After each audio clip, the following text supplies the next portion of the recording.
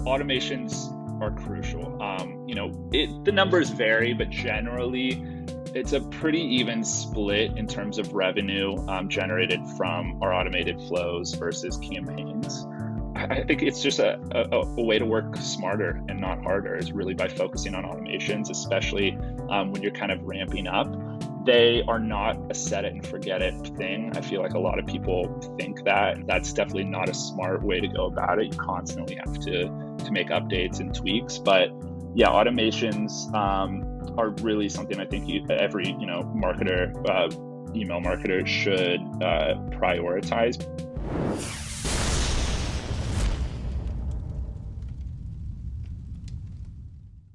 Hello and welcome to the DTC podcast. I'm Eric Dick, and on today's talk, we feature Everyman Jack's retention manager, Troy Petrunoff. Now, this podcast is a masterclass on retention for consumable products.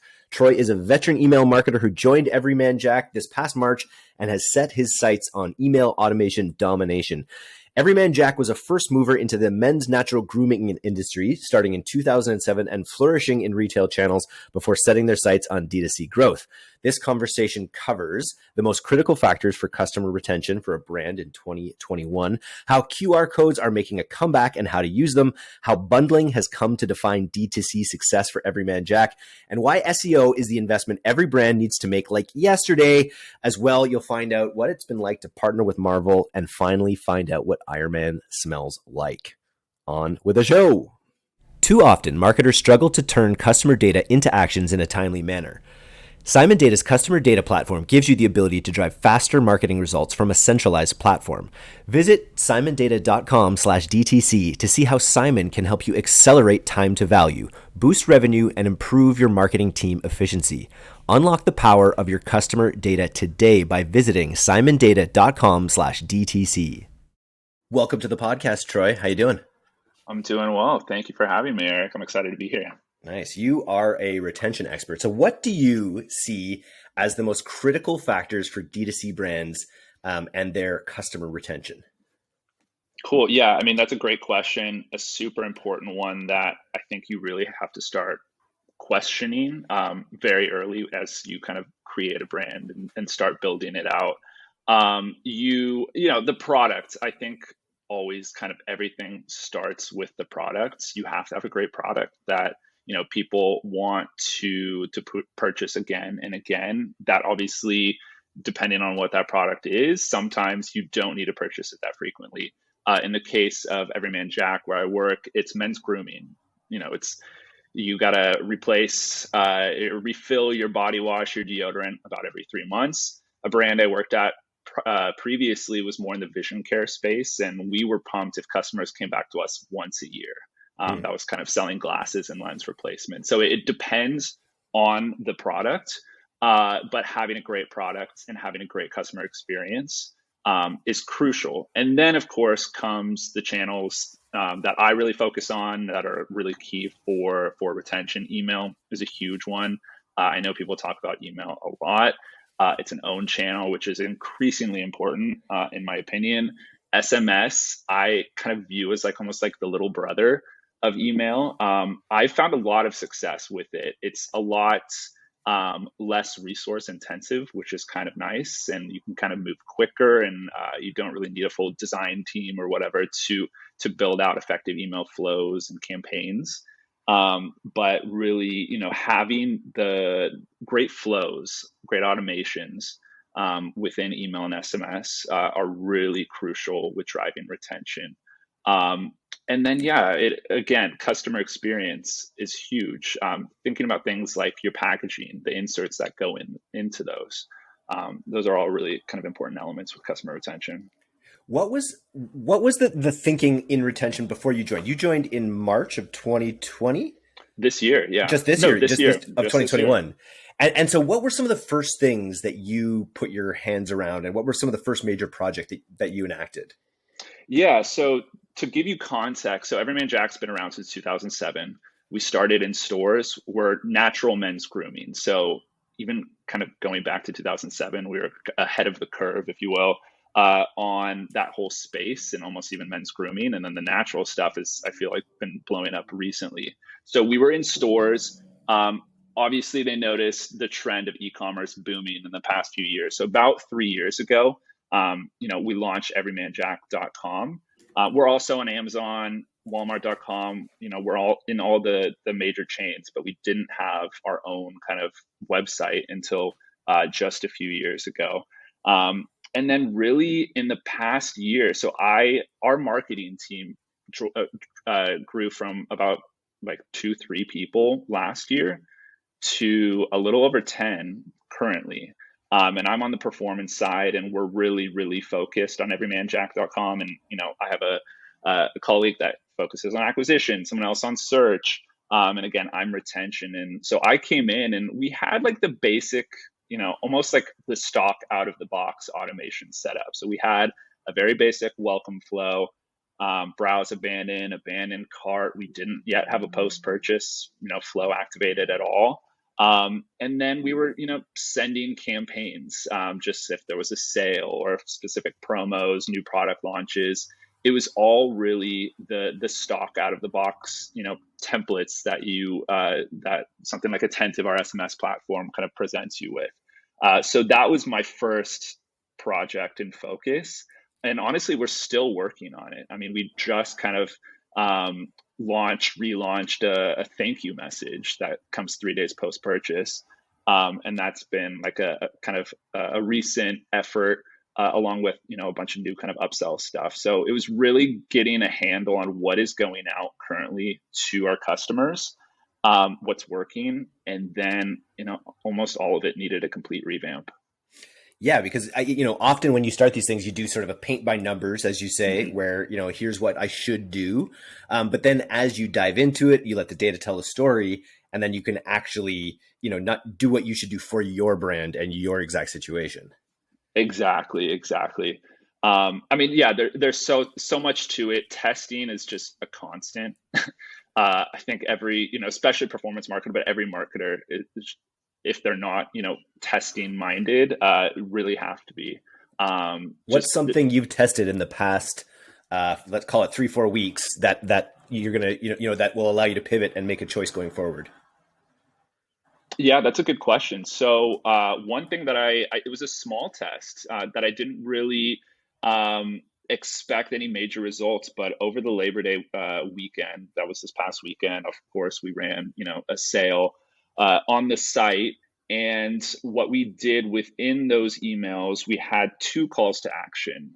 So we had a button for shop bundles and then a button for shop bestsellers right next to each other. And of course, we break up our sends. So we had our sends to our non-purchasers, to our single purchasers, to our repeat purchasers.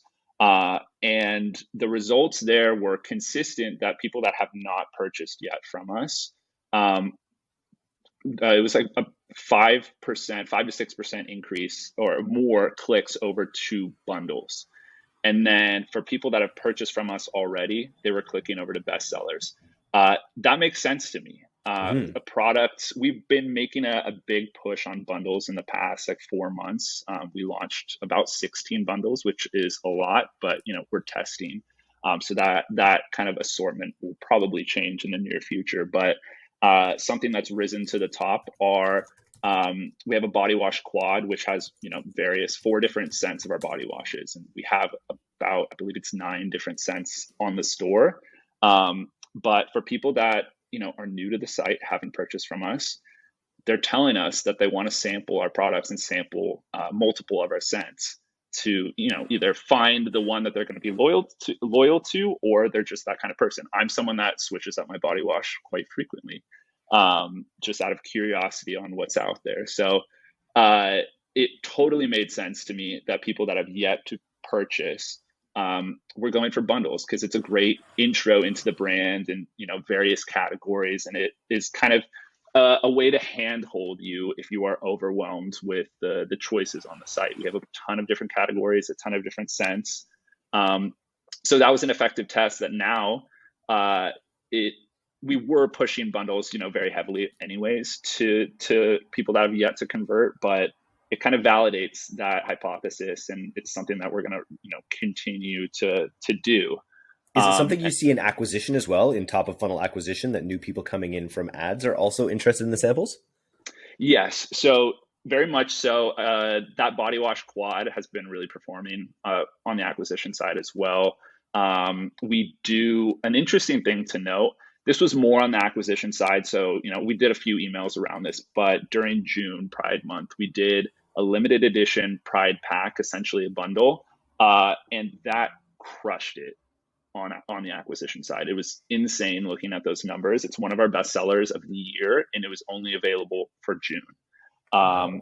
So yeah, the whole bundle concept, I think people are into it, and especially, something to consider, which is one of the tricky things with, working on retention for a brand that's also in stores and Walmart.com, Amazon.com.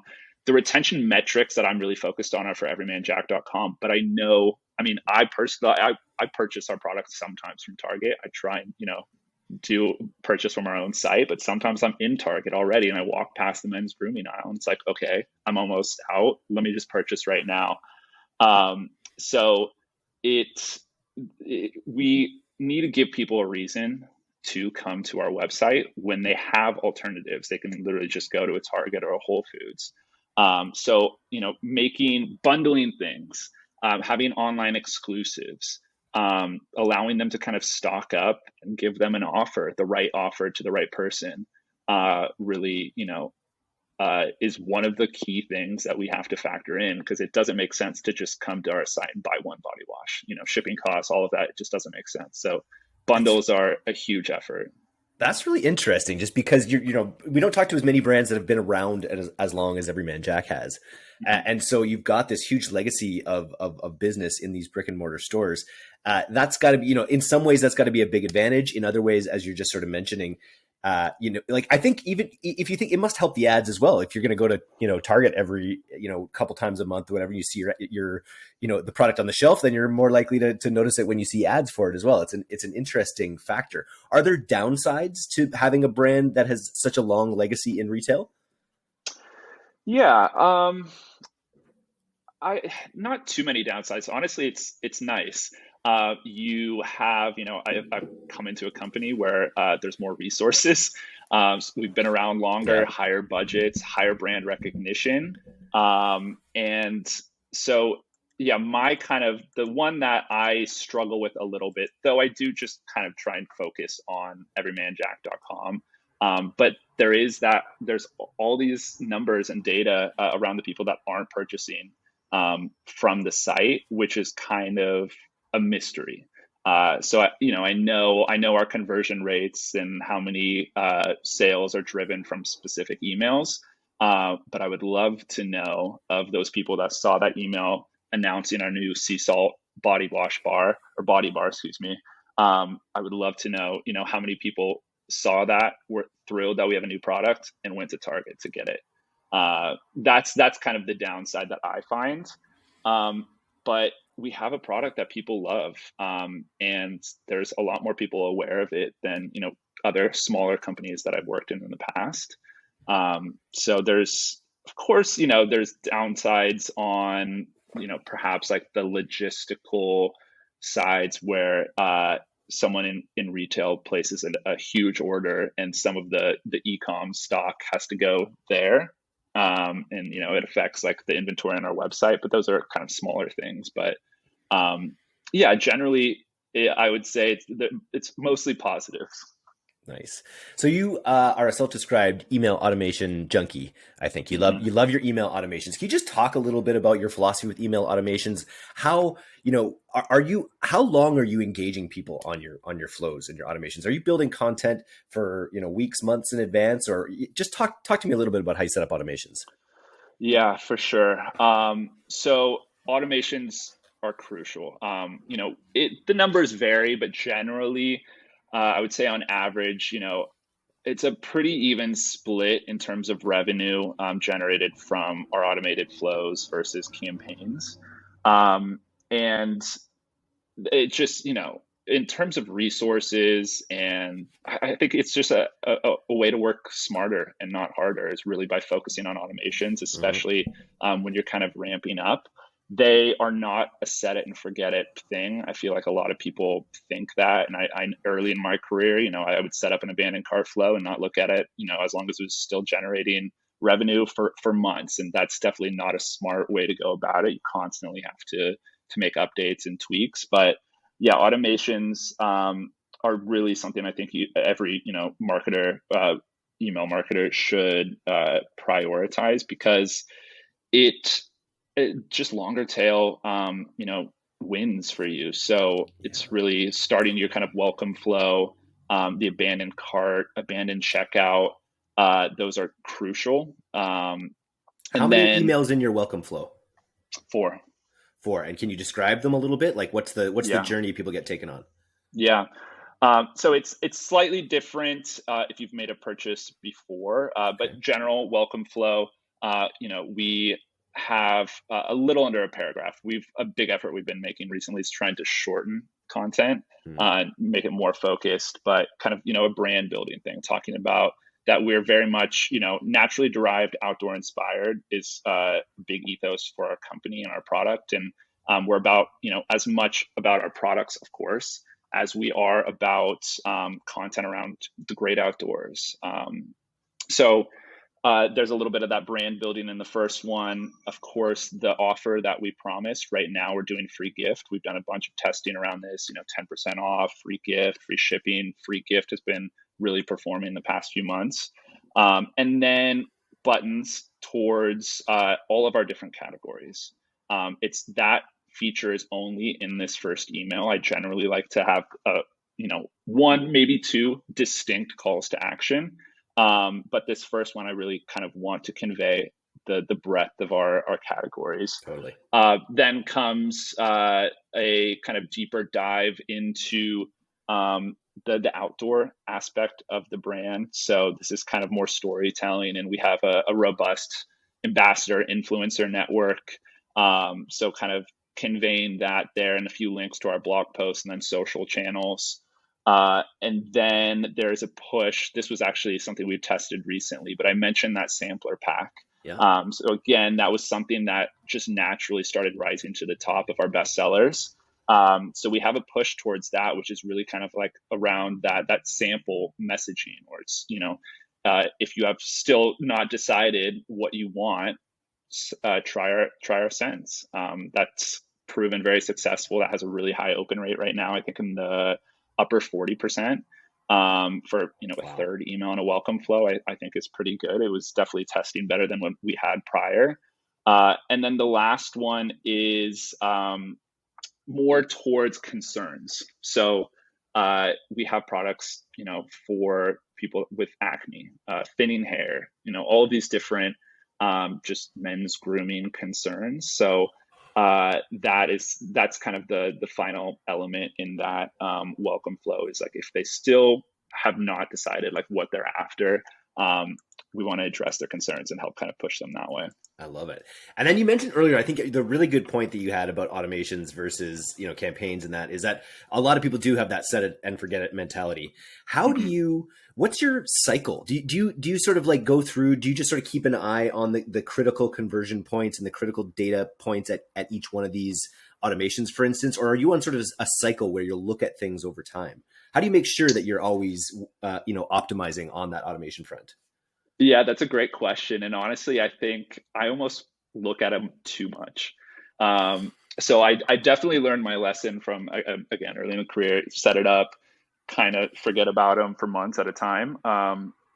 And I'm just fascinated by them. I love, creating a great campaign, but I take a lot of inspiration from what other brands do. My inbox is insane, just the amount of emails I get from other brands. And there's a lot of things that I take away from those. So I am actively working on trying to like slow down and come up with, my to-do list, and really allow tests to have a smart amount of time to really like see what's working and not, because there's just so many things I want to try. So it's kind of a constant churn, if you will. Not a great term in the e-commerce space, but Yep. different from that. But yeah, it's, I'll kind of really focus on one flow, every week, every 2 weeks, and try and chip away, as opposed to like, okay, here's our monthly audit. What's all the updates we have to do across the board? Just that continuous flow. And you have to find that balance between innovation, where you want to test new things that you think will be good, versus really following what the data says. I think that's a challenge that all email marketers have. Yep. No, absolutely. The data, I mean, the data is just, it's the compass, and you really have to keep your eye on it, because sometimes there's crazy weeks where, and this is one of the kind of nice things around the like DTC Twitter community. I find reassurance sometimes when it's just, we have a random, not great performance week, and I see other people tweeting about, it seems like this is across the board for ecom. So yeah, there's just, the data is the North Star, and kind of very important. And the community point you bring up can't be underestimated, and Twitter especially. Follow us at D2C Newsletter on Twitter. We're going to be putting some more energy there. But just, this is something we think about all the time. We haven't really talked about, but this kind of category of entrepreneur and marketer and employee, or whatever we all are in this space, like it's a really interesting movement, I think, and I think that ability to, like, our ability to be so open and to share what's working and to commiserate and to complain and moan or whatever, but like it's really unique in the history of a workforce, I feel like. So I've been in this community now for like four years, and sort of like shepherding it with different sort of content enterprises.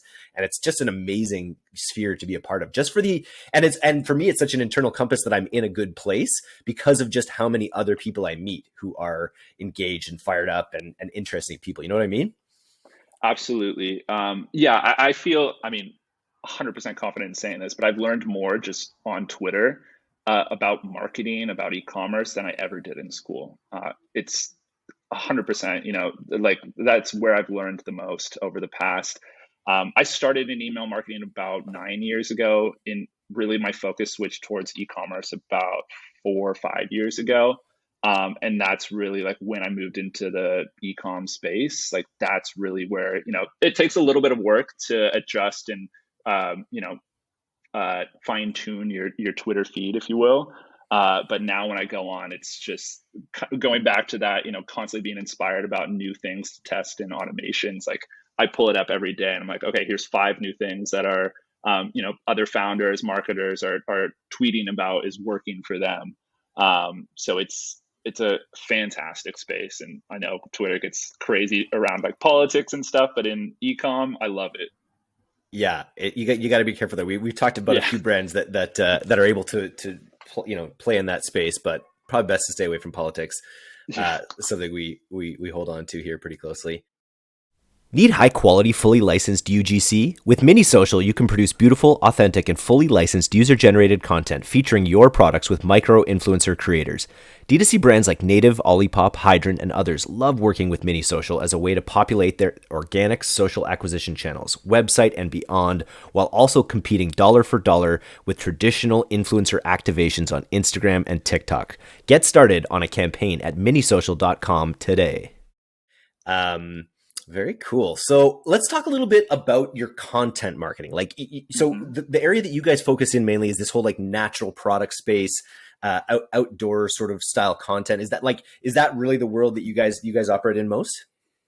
Yeah, for sure. So yeah, our customer, and it varies, but our customer is generally, millennial male, active, loves, hiking, camping, surfing. It's definitely a very strong part of our brand ethos. Our founder is like a triathlete. It's, we're catered, marketing towards kind of active guys.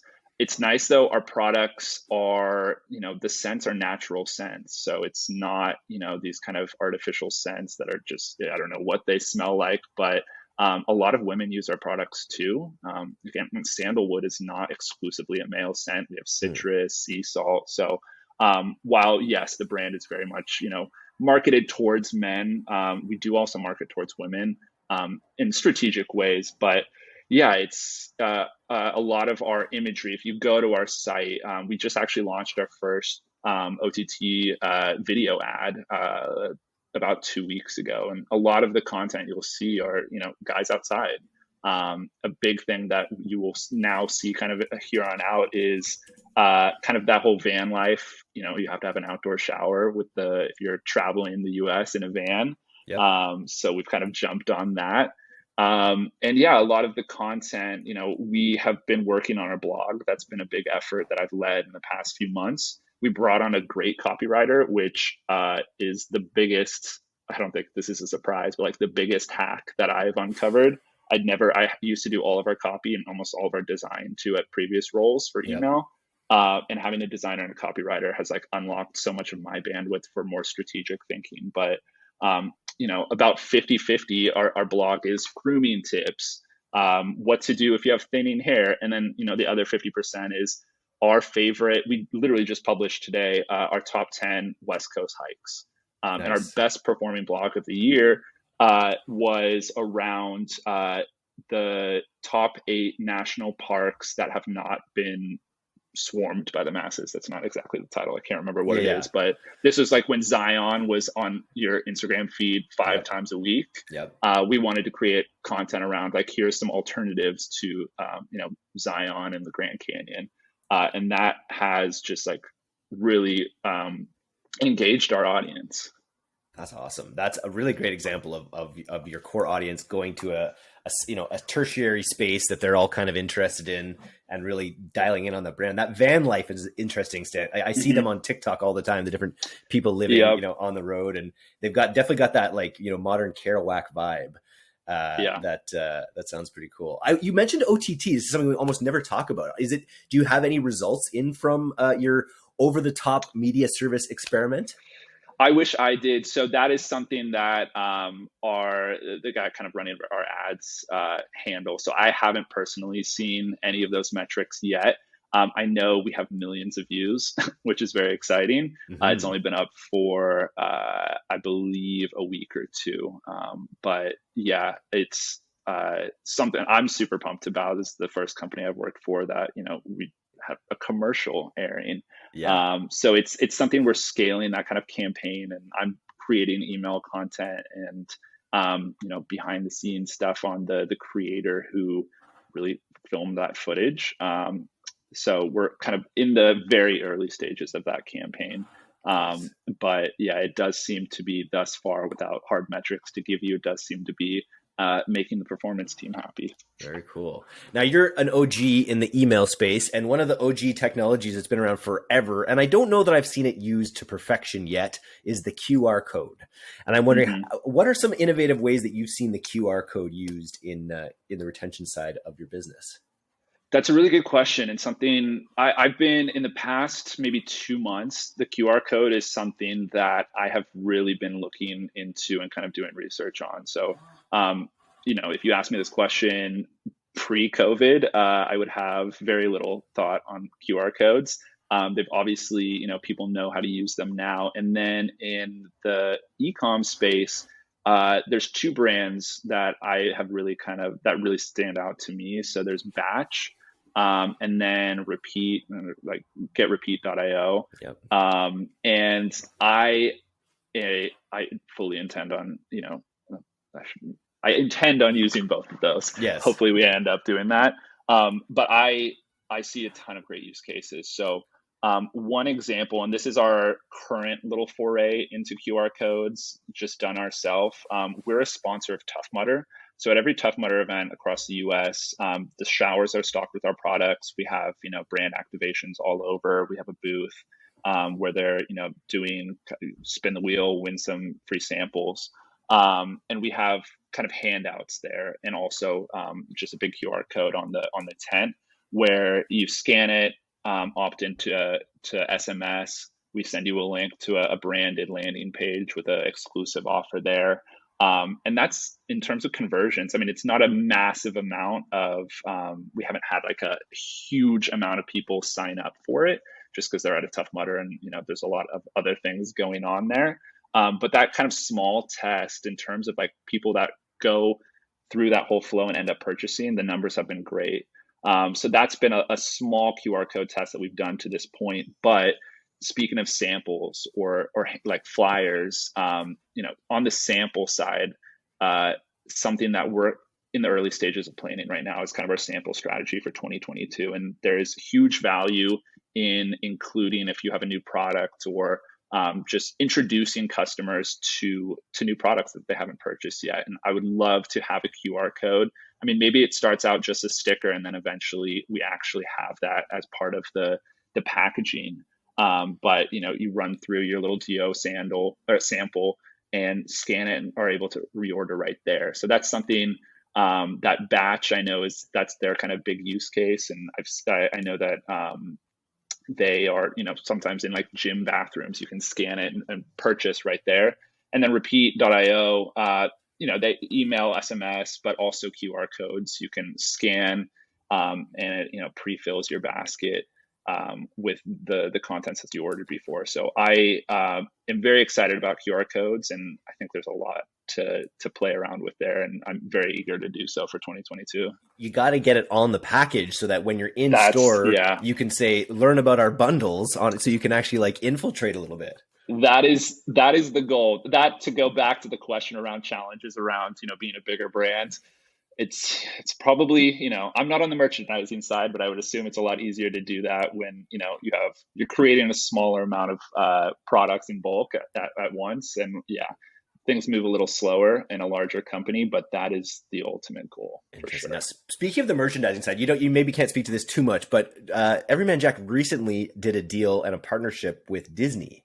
To actually, with Marvel specifically, to, you know, and I'm very curious, what can you tell me about this, about how it came about? How has it affected your biz? And how did you determine that what Captain America smells like? Great question. Yeah. So this partnership did come about before I joined the team. So kind of the history of how it started, I don't have too many insights on, but Marvel's huge. Like, that's not something that can be denied. It is going kind of back towards like the bundle conversation. So another one of our top sellers is our Marvel body wash set. So it's we have scents for Spider-Man, Captain America, Iron Man, and Black Panther. And so this bundles up all of those body washes, and that's a top seller. For acquisition, again, that performs really well, bringing people in. It's huge amongst our female audience. It's, I believe, 60 or 70% female purchasers. And, you know, a lot of that can be purchasing for the family, for kids that are huge Marvel fans. Yep. Though, I mean, everyone's a Marvel fan these days. So that's probably a too general statement. But yeah, I mean, it's huge. And that's also kind of a fun exercise that we were working on this week, is like looking at the upcoming Marvel slates, release dates, and starting to kind of build strategy around that.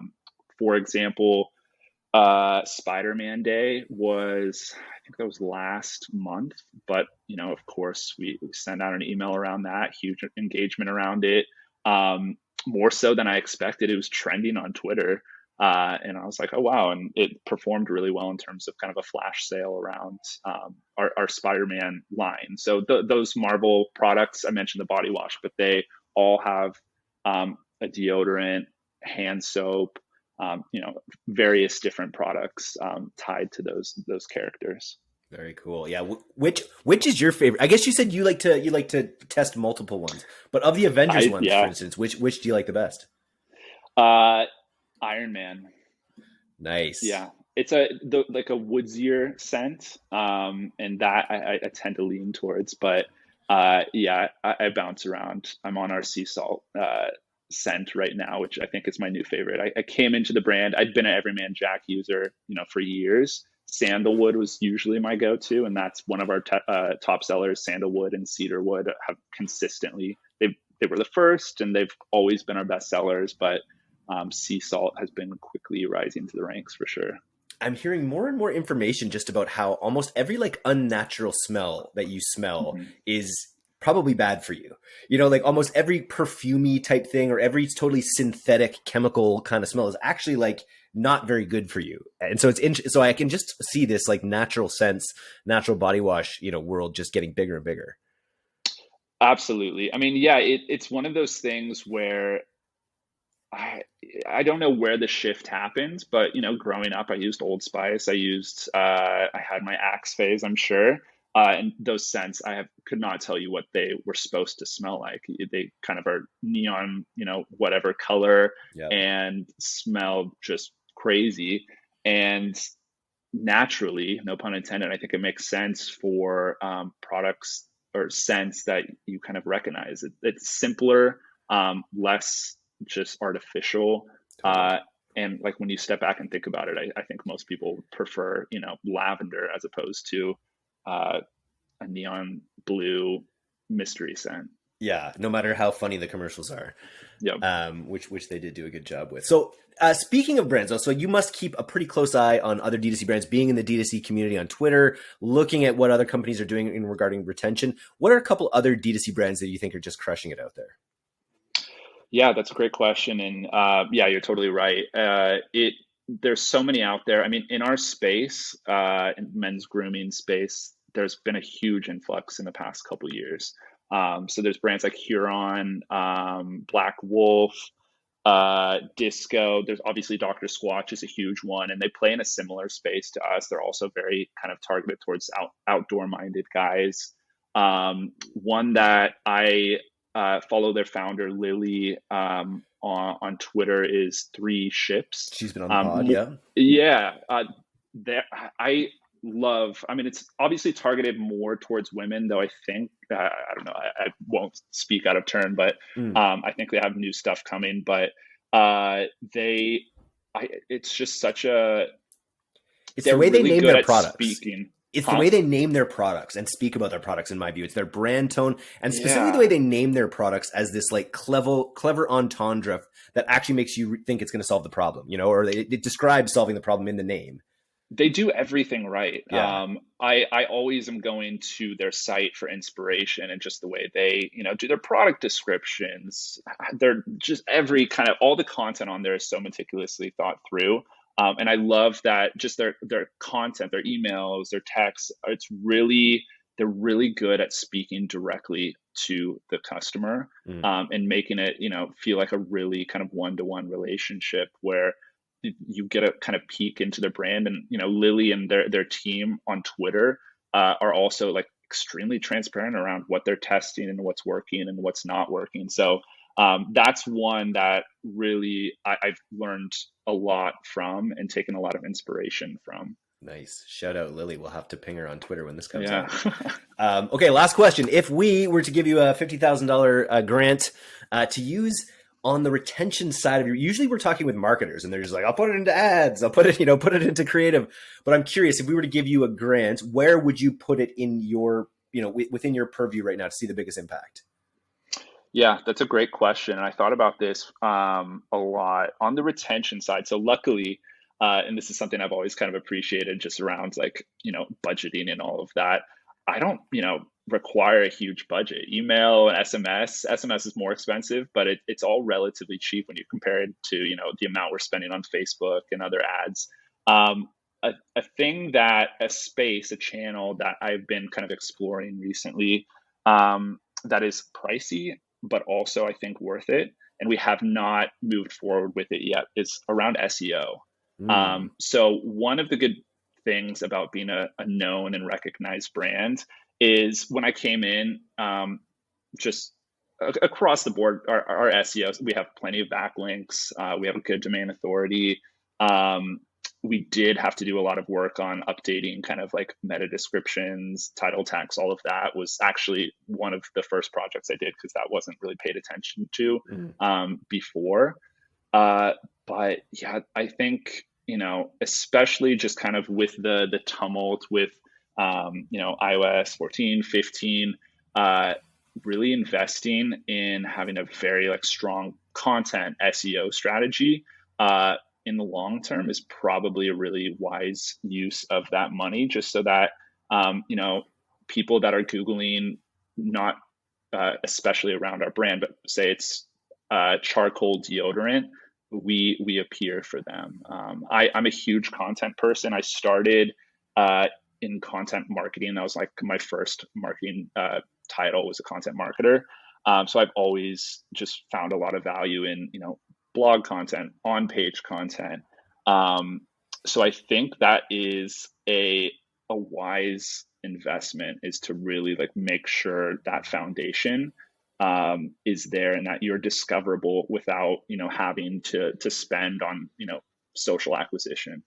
It's less flashy, right? Like it's not, you can't just like put the money in and Exactly. see the sales right away, but it's one of those And things. It takes a long time. It takes a long time, but we're going through this right now where we're looking at for instance, our open rates from users that we acquire from different platforms versus the ones that come from organic, from discovering us organically. And they're higher quality, consumers of our content. And so just finding ways to maximize that is in every brand's interest, especially in light of what we're seeing in the data apocalypse that we're all kind of going through right now. Yeah. And, no, absolutely. And then we just for our last question too, since we're here, speaking of data apocalypse, we've talked a little bit about iOS 15. Our last week's podcast, we did a little bit about what brands can kind of do. Where's your head at about iOS 15 in the coming months? Yeah, that's a good question. And there's so much kind of uncertainty around it. It is going to be very interesting. I am thus far remaining calm about it. I think we'll be okay. It's really, we're working, especially, we've had a few conversations with my designer and copywriter this week around really just starting to focus on increasing our click-through rate. So I know open rate has obviously been a huge kind of guiding star metric, sort of a vanity metric, but still very helpful. But I think it's really going to come down to just making sure that we have a healthy and strong click-through rate. Yep. And really focus on that because, we need some sort of North Star, and I think that's going to be the new one. Just kind of tweaking our mindsets and how we, design and create the emails. Nice. The one piece that we chatted about in this past podcast that I'll reiterate too that may be valuable is just pre-segmentation as well. Know that so that you don't see a 10% drop in your aggregate overall rate if you're isolating these users, and you'll know to expect an open rate drop there, and the rest of your stuff should kind of remain similar. So that sounds like one action item you can take, not to mitigate the change, but just to prepare for it mentally.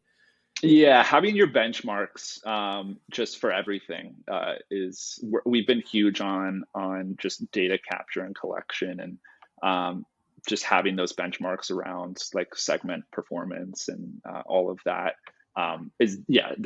we always constantly updating those, but just really having a handle on that before things start to go a little wonky is hugely important. Nice. So if you want to smell like an Avenger, you can go to Everyman Jack, a natural Avenger, which I like. My Avenger's natural. You can go to everymanjack.com and check them out. If you want to get in touch with Troy, I would imagine Twitter's the place to go. How can they find you there? Yeah, easy. It's just my name. So at Troy Petrunoff, it's Petrunoff, Pet Run Off. Just my name. So I'm easy to find. We know Troy likes to collaborate, D2C listeners. So if you're listening to this, make sure you hit him up on Twitter. Tell him you listen to the podcast. And thanks again, Troy. I think it would be great to keep in touch with you guys. I'd love to, if you talk to your acquisition person, let them know that I'd be interested to chat about the OTT test if it goes well. Yeah, absolutely. I'm very excited to see kind of how that all unfolds. Nice. It's our biggest campaign to date, so very excited. Amazing. All right, man. Thanks again. Thank you. It's been a pleasure.